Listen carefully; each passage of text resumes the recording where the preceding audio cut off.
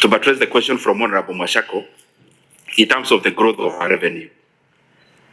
I mean, 6.5% nominal growth of revenue is actually the lowest for the last 10 years when you discount the COVID years. So it's the lowest in nominal terms. But when you even do in real terms, it is marginal, because if you discount inflation from 6.5%, actually nothing is left. And actually that is the basis of the question that I have. And when we ask these questions, Honorable Chair, we're just asking because we want Kenya to be a better place for all of us. Last year we had a very controversial, and even the previous year, we had finance bills that were really debated. And really debated because the essence of them and the basis were touching on the Kenyan people at the core. So I'm here wondering, despite the 2023 finance bill and the finance bill of last year, the figures from government itself, because the figures I'm referring to are from government, shows that our revenue actually never grew, or if at all, marginally. So Chairman, I'm wondering, was it worth it? Are some of the rules that we are currently implementing in terms of revenue correcting measures actually good for the economy? Did we exceed the revenue maximizing tax rate, where then we started to descend in terms of collection? The more we increased the rate, the more we collected less. Two, we had some very glaring figures, because this committee used to be one. That's why I'm asking these questions, Chair.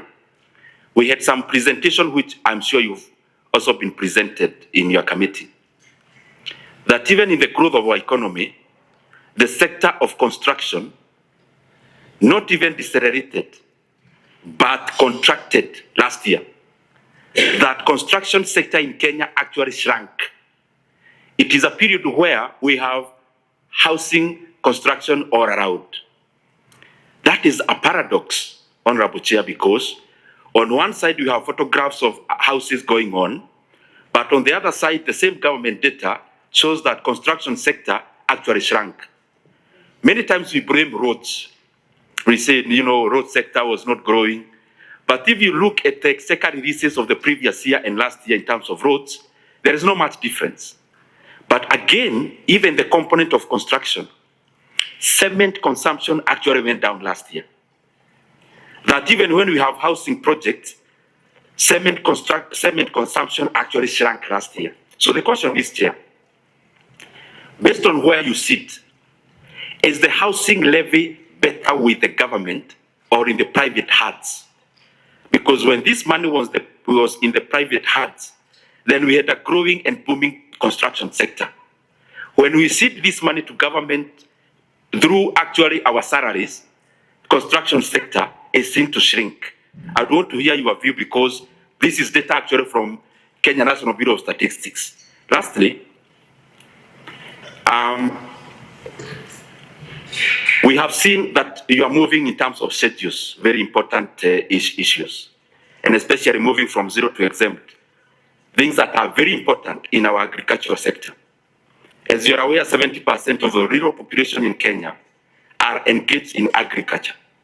Then when you come to increase the cost of doing business in agriculture through increasing the cost of fertilizer in the finance bill currently, what do you have to say about that? And that carries actually all the other inputs in terms of agriculture, so that we don't go ahead, then come back. And I'm saying so knowing that currently, Honorable Chair, I want to bring you to your attention that inflation is actually going up. And it is going up, it is being felt by Kenyans. UGA currently, Honorable Chair, is actually at the highest price for the last 18 months. So we need to look at that. Thank you very much, Chair.